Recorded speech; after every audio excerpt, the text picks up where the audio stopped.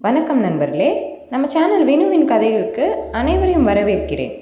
இதில் வரும் கதைகள், கவிதைகள் உங்களுக்கு அனைவருக்கும் பிடித்திருந்தால் மறக்காமல் என் சேனலுக்கு சப்ஸ்கிரைப் செய்து எனக்கு ஆதரவு தாருங்கள்.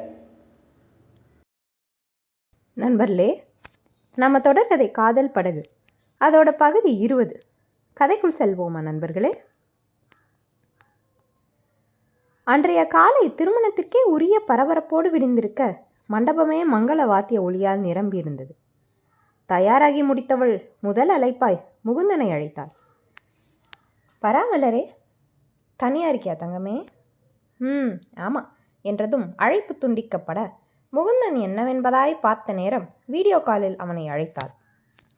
அழகிய தீப்பெட்டி நிற வண்ணப்பட்டு புடவையில் கழுத்தை தங்க நிறைகள் நிலைத்திருக்க தலை நிறைய மல்லிகையோடு தன்முன் நின்றவளை விழியகற்றாமல் பார்த்திருந்தான் முகுந்தன். முதல் தடவை புடவை கட்டியிருக்கேன், எப்படி இருக்க? திருமாக்கு பதிலா நாம போய் மேடையில் உட்காந்து கல்யாணம் பண்ணிக்கணும் போலே உண்டு. மலர் ஏது இட்டாலும் சுந்தரி பெண் அல்லே. தங்கத்தோட சந்தனம் மிஸ்ஸிங். இன்னும் ரெடியாகி முடிக்கல மலரே, 5 மினிட்டில் வெளியே வராம். ஓ சரி, வச்சிடுறேன். மலரே, பிராந்து பிடிக்கும் போலுண்டு. பொண்ணு மலர் எந்தோ செய்யணும். 5 வருஷம்லாம் கஷ்டம் போல. நான் போகணும். லவ் யூ சக்கரே. லவ் யூ தங்கமே என்றவள் கையில் இதழ் பதித்து அதை அவனுக்கு நேராய் நீட்டியபடி அழைப்பை துண்டித்திருந்தாள். அனைவருமாய் மேடையில் இருக்க முகுந்தனை தேடி அலைந்தவளின் விழிகள் மணமகனோடு வெளியே வந்தவனின் மேல் நிலைத்தது. அடற்பச்சை நிற சட்டையில் வேஷ்டியோடு அவனது வழக்கமான நெற்றிச் சந்தனமும் கேரளாவிற்கே உரிய வனப்புமாய் வந்தவனை மொத்தமாய் பார்வையால் விழுங்கிக் கொண்டாள்.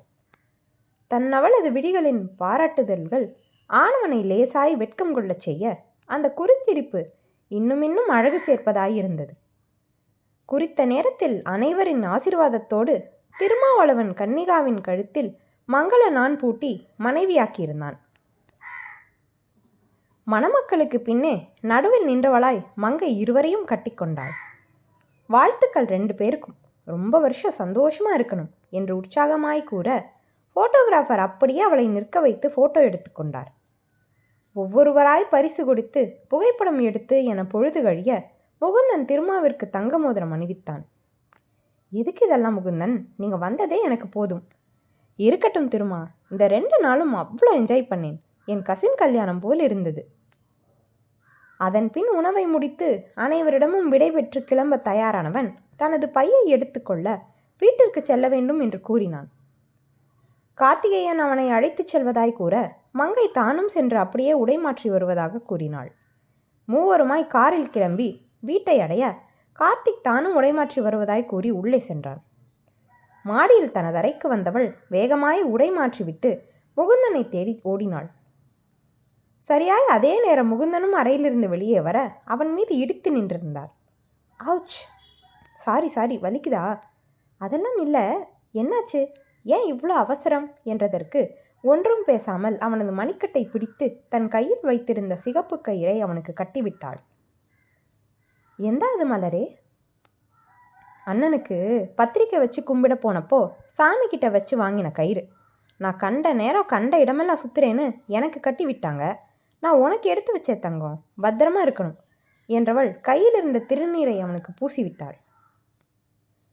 இத மண்டபத்துக்கு எடுத்துட்டு வர மறந்துட்டேன், என்னடா பண்றதுன்னு நினைச்சேன், கடவுளே வழி கொடுத்துட்டார் என்றவர் புன்னகைக்க அவளது கண்ணம் பற்றியவனாய் தான் அணிவித்த மோதிரத்தை சுட்டிக்காட்டி, இதை விட 1000 மடங்கு அன்பு இருக்கிற இந்த கிஃப்ட் ரொம்ப ஸ்பெஷல். உன்னை மாதிரி அன்பு வைக்க உன்னால் மட்டும்தான் முடியும். தெய்வத்தின் இஷ்டப்பட்ட கொச்சு நீயா மலரே. எந்த சூழ்நிலையிலேயும் எல்லார்கிட்டையும் இப்படியே இருக்கணும் நீ என்றவனை நோக்கி 2 கை கூப்பி வளைந்து நிமிர்ந்தாள். அடுத்த மாசத்துக்காக காத்துட்டு இருக்கணும். டேட் வந்தோடனே சொல்லு, சரியா? சரி தங்கம் என்ற நேரம் காத்தியும் வந்துவிட முகுந்தன் தனக்கான காரில் கிளம்பியிருக்க இவர்கள் இருவருமாய் மண்டபத்திற்கு கிளம்பியிருந்தனர்.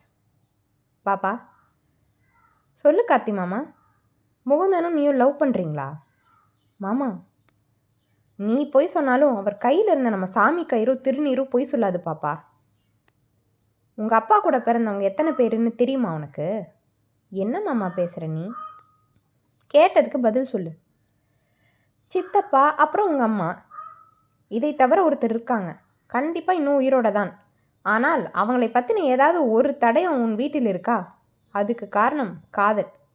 மாமா, அத்தை பொண்ணை லவ் பண்ணுறதுக்கு இவ்வளோ பயமானு என்ன கேட்டியே. இங்கே இவங்களுக்கு பிடிக்கலைன்னா யாராக இருந்தாலும் ஒன்று காதலை விடணும், இல்லை குடும்பத்தை விடணும். அது ரெண்டும் முடியாதுன்னா உயிரை விடணும். இது உனக்கு வேண்டாம் பாப்பா. எதுவும் பிரச்சனை வந்து உனக்காக பேச முடியாத நிலைமையில் என்னை நிற்க விட்டுறாதடி. ஒரு தடவைக்கு 100 தடவை யோசிச்சுக்கோ. நீ எனக்கு முக்கியண்டி மங்க என்றதை கேட்டவள் திக்பிரமை பிடித்தவள் போன்று அமர்ந்து விட்டாள். அன்று முழுவதும் அவள் யாரிடமும் ஒரு வார்த்தை பேசியிருக்கவில்லை. கார்த்திகேயன் அவசரப்பட்டு அவளிடம் எதையும் கூறியிருக்க வேண்டாமோ என 1000 முறையாய் தன்னைத்தானே திட்டிக் கொண்டான். முகுந்தனின் கையில் இருந்த கயிறை பார்த்தவனுக்கு பேரதிர்ச்சிதான்.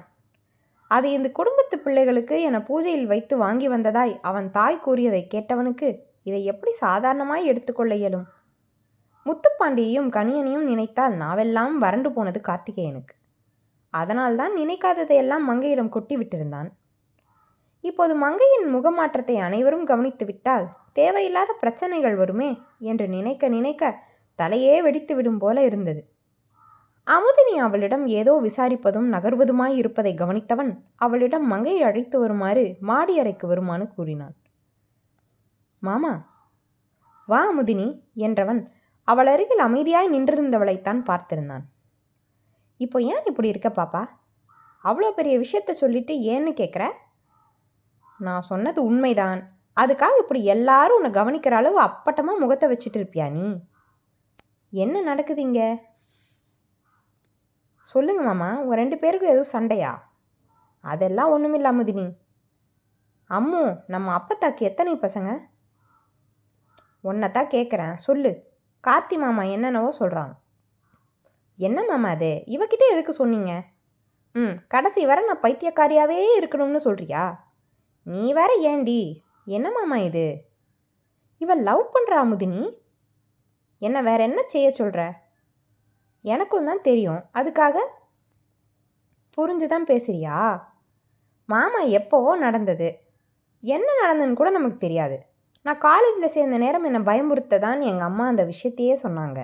இல்லைன்னா நமக்கும் தெரிஞ்சிருக்காது தானே. எனக்கு என் மங்கை சந்தோஷமாக இருக்கணும். தெரிஞ்சோ தெரியாமலேயோ ஒருத்தர் அவள் மனசுக்குள்ளே வந்துட்டாங்க. நல்லவனோ கெட்டவனா யாரோ எவனோன்னு எந்த கவலையும் பட முடியாத அளவுக்கு அவர் நல்லவர். இதை தாண்டி எனக்கு எதுவும் யோசிக்க முடியல மாமா. யார் எதிர்த்தாலும் அவளுக்காக நான் இருப்பேன். அவள் ஃப்ரெண்ட் வசந்த் இருக்கான். முதலில் நாம் எல்லாம் அவளுக்கு தேவைப்படுவோமானே தெரியல. அந்த அளவு அவரே இவளை பார்த்துப்பார்னு தான் நான் அடித்து சொல்லுவேன்.